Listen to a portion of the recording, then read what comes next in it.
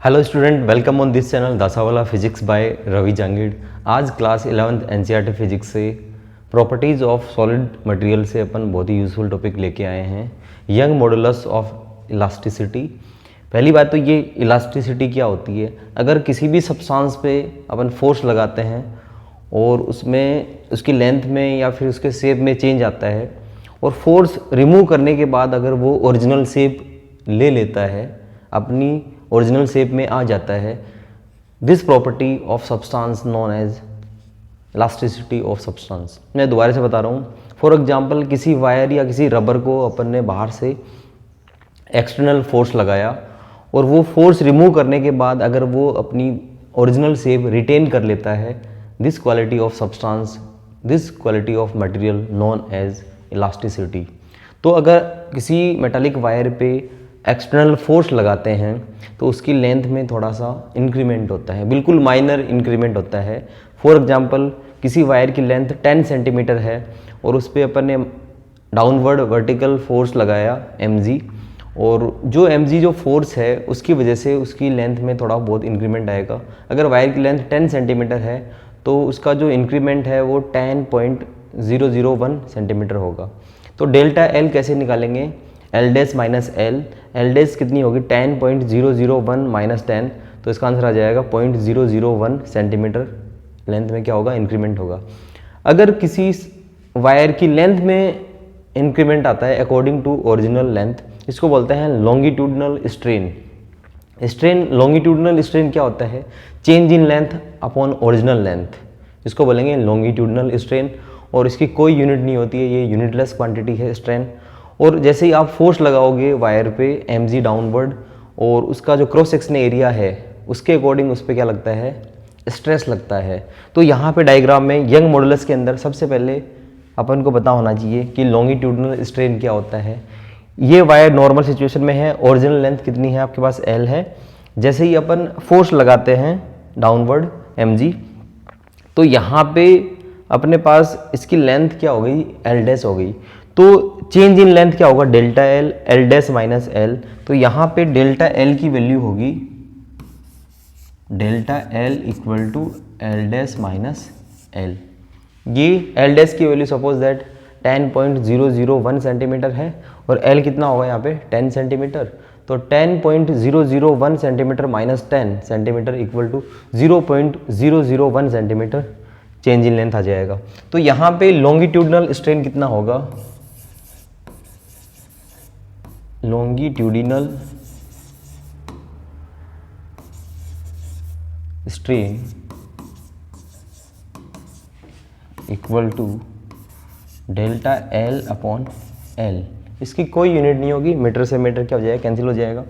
फिर जैसे ही downward force लगाया mg, यहाँ पे फोर्स की वैल्यू कितनी है? mg, ग्रेविटी की वजह से मास पे फोर्स लग रहा है mg। और जो वायर का जो क्रॉस सेक्शन एरिया है यहाँ पे A इक्वल टू क्या है? ये अपन ने वायर ले लिया। वायर का जो शेप होता है वो कैसा होता है? सिलेंड्रिकल होता है। तो A इक्वल टू यहाँ पे क्या हो जाएगा? पाई आर स्क्वायर। आर क्या है? Radius of metallic wire. तो यहाँ पे वायर का क्रॉस सेक्शन एरिया कितना होगा? Pi R square. इसको बोलेंगे cross section area of the wire, cross section area of the metallic wire, metallic wire. अपन को पता है कि by definition of stress, stress की डेफिनेशन क्या होगी यहाँ पे? स्ट्रेस क्या होता है? Force upon area, force upon area. Modulus of elasticity define किया हुक्स ने। हुक्स ने क्या बताया? किसी भी सब्सटेंस पे अगर स्ट्रेस बढ़ाते हैं तो स्ट्रेन इंक्रीज होता है। स्ट्रेस स्ट्रेन के डायरेक्टली प्रोपोर्शनल होता है, और यहाँ पे stress is directly proportional to strain. Stress equal to K into strain. K क्या है? कांस्टेंट है, जिसको बोलते हैं मॉडुलस ऑफ इलास्टिसिटी। तो यहाँ पे यंग मॉडुलस का जो फॉर्मूला होगा उसको बोलेंगे अपन स्ट्रेस अपॉन लॉन्गिट्यूडनल स्ट्रेन। तो अपन को आगे इसके अंदर लिखना क्या है? Young modulus of elasticity denoted by Y, ये होता है अपने पास स्ट्रेस अपॉन लॉन्गिट्यूडिनल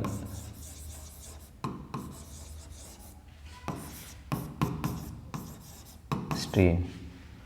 उसके बाद यहाँ पे स्ट्रेस क्या है अपने पास, force upon area, Newton upon metre square. Longitudinal strain क्या है, डेल्टा एल बाय एल।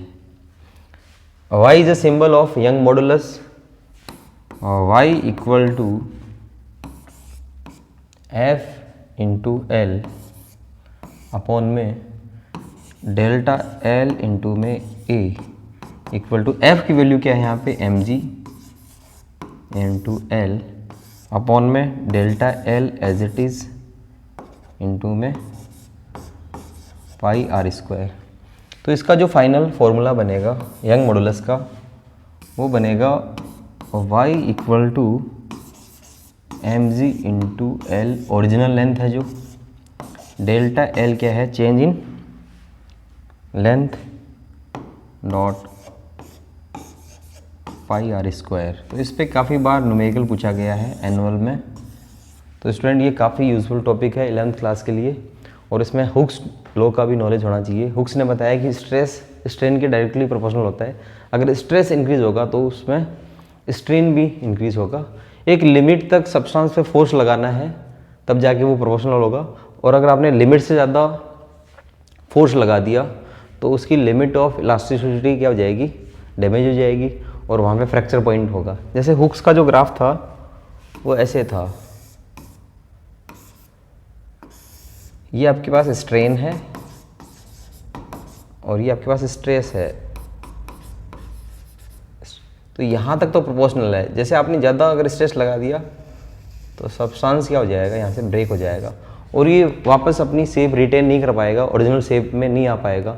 और अगर कोई सब्सटेंस अपनी ओरिजिनल शेप में नहीं आता है तो वहाँ पे इलास्टिसिटी का कंसेप्ट लगेगा ही नहीं। तो इसको फ्रैक्चर पॉइंट बोलते हैं, फ्रैक्चर पॉइंट। और बच्चों पहले